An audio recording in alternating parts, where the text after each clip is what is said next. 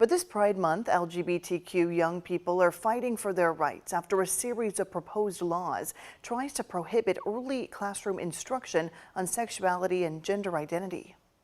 It's ugly, and young people are forced out into the streets, sometimes violently kicked out of their homes.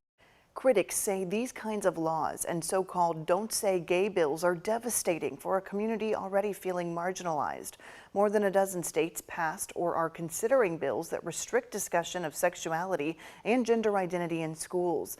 The Ali Forney Center is the nation's largest community center for the LGBTQ community. For those who may be struggling, President Alexander Roque has this message.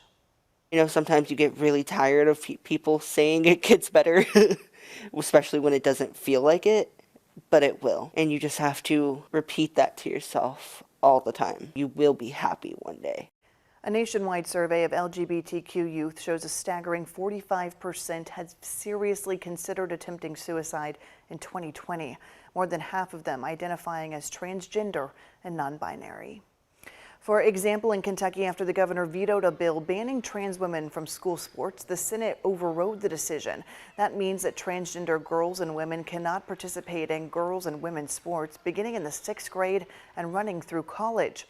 The same thing happening in Indiana right now, a bill banning transgender girls from competing in school sports matching their gender identity is now law in Indiana.